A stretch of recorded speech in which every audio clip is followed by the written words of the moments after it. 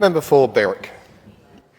Thank you very much, Acting Speaker. I've just been asked to keep my voice nice and calm from the other side, so I will try and keep it calm. And when you say calm, I would actually turn around and go, I'm still amazed that we've got Labor members of Parliament who are coming in here and reading their speeches verbatim from the notes they've obviously been given from their bosses to make sure they stay on message.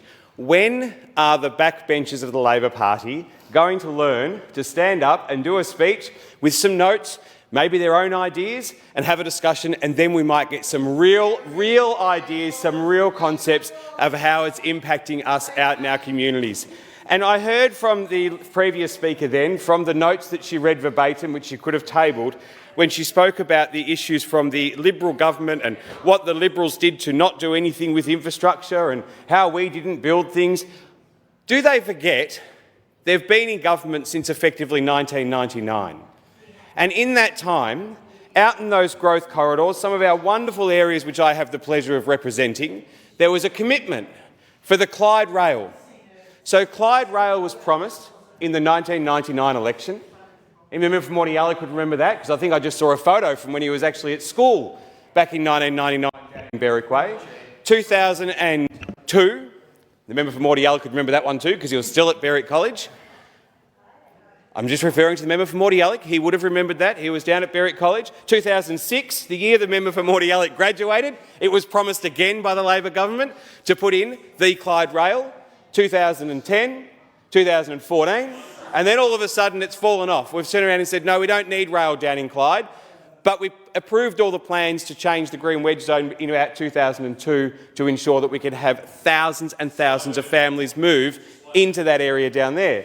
So we've now got a population through Clyde, Clyde North, Berwick, Berwick South, all of those areas down there where we've got thousands of families move in and we just simply do not have the infrastructure. Now, the one thing I'll give Labor some credit for is we've had transport plans in the past. I just don't give them the credit for delivering those transport plans out in the growth corridors. If you drive down Clyde Road at the moment, you may as well be on a roller coaster. The amount of potholes, the only areas of Clyde Road developed between effectively Centre Road all the way down to the freeway, to the Gippsland Freeway or Gippsland Highway, is areas that the developers have done. So it goes in and out and causes a bottleneck of traffic.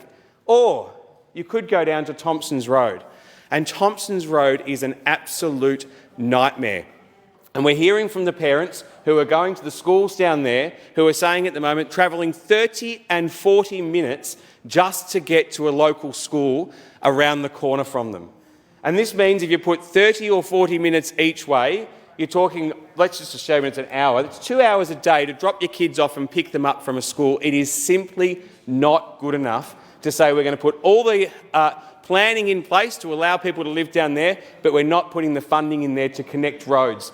Bells Road doesn't connect through. Thompson's Road should be going through to the employment zone. And I note again from the previous speaker, they speak about one of the most important things for people in Victoria is jobs. Well, if you opened up the employment land all the way through from Clyde North, Clyde, out through to Officer, and you connected Thompson's Road, you would create thousands of jobs. At the moment, Casey alone, more than 70% of people in Casey have to travel outside of Casey to go for work. With a population of over 300,000, you would hope that we could have created employment land to allow those people to work locally. If they could work locally, they'd be home better on time. You get to see more of the family, probably wouldn't have to worry as much about some of that travel to and from the schools. But we continue to see this government talk up their big population growth and the things that they're doing, but the growth corridors continue to miss out.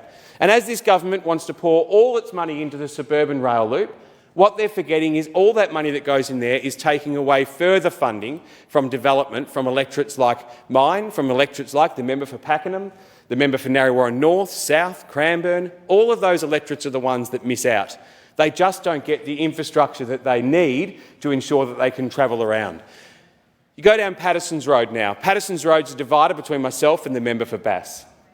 Again, we're seeing development go through that area that is out of this world. And the communities down there, and myself and the member for Bass will be on our Unity ticket here, the communities down there are amazing.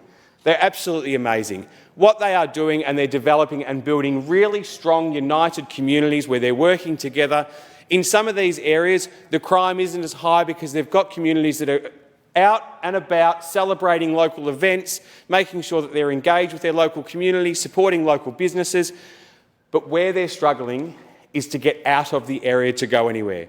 Patterson's Road leads straight down to a roundabout and effectively leads to a one-way road at the other end of it, which is causing issues and traffic mayhem.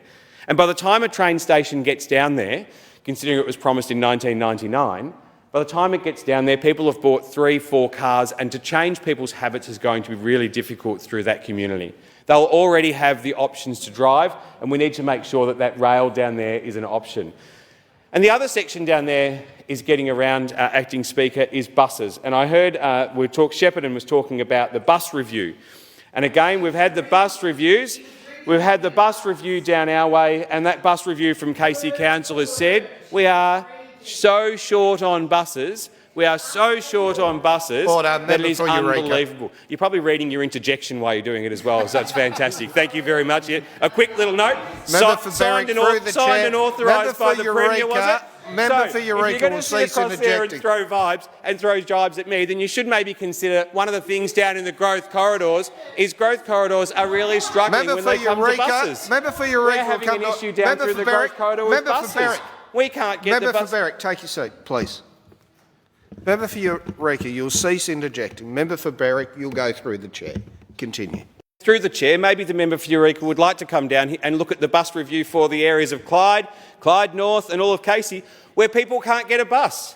You can't get public transport around. The government brag that they like to put buses within 400 metres of every home to ensure people can travel about without using their vehicles and staying off the road, yet you can't get a bus through most of these new estates down there. And when I say new estates, you end up talking 10 years before they put the buses on in some of these communities.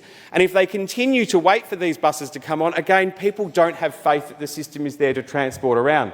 The other thing that's been found in the bus reviews down there is the buses go through the estates and effectively go through 5, 6, 7 estates to get from point A to point B. And an example would be if Pakenham through to Fountain Gate. People aren't going to catch a bus that's going through 9 different estates if it's going to take you an hour and a half to travel what should be a 20-minute trip. So we need to have that review and looking at what Casey and Cardinia have done and the work that they have put forward with this and the buses associations, and have transport channels so we can go straight through, so people know that if they get on the bus at 9 o'clock in the morning, they can be at Fountain Gate at 20 past 9 in the morning, not at 20 past 10. Because if they're going to be wasting an hour and 20 on a bus when they could be doing those trips in 20 minutes, they're just not going to do it. So as the government comes in here and talks about any transport plans and transport things that they've delivered, they've got to start to look at the growth corridors. And it's the growth corridors that continuously get neglected by Labor. They continuously do not get the funding that they need. Every council through our area continues to call for the funding that we need for the roads, the infrastructure. They're doing the work the government should do when it comes to the bus reviews. They've got it on a platter ready for the government to go. They just need to look at it. And Acting Speaker, I know even down in your area, when we go down through Warragul, we're starting to see that growth now. What an opportunity for the government to actually go to Drouin where they're seeing the growth, Warragul where they're seeing the growth, and start the planning, not just planning transport hubs to come back into the city or make a train that goes faster. Why aren't we looking at how we're creating jobs out through Warragul and Drouin? So then people in Pakenham and Casey can have a different direction to go for future employment, eases pressure on the public transport system and on the roads. We get to see opportunities for families to actually go for local jobs, hopefully some well-paid jobs down through those communities, and they can come back and travel home easier. But more importantly, it also is taking people from Warragul and Drouin off the road, travelling through those areas in growth corridors, reducing the amount of transport we need through there. We have seen too often this government come in here and pat themselves on the back and try and say everything's a Liberal government's fault from our 4 years in government. It's about time that someone on the other side has a little footnote at the end of the notes given to them by their minister that says it's about time we, the Victorian Labor Party, take responsibility for the failure that we've put in relation to public transport, to transport infrastructure, to the roads, to the maintenance on the roads across this state, and on why people in growth corridors continuously get neglected, and why does it take them so long to travel from their house to the Monash Freeway and then at half the time effectively from there into the city. The roads around those growth corridors are a disgrace, and it's about time this government took responsibility. Minister for Agriculture. Thank you, Acting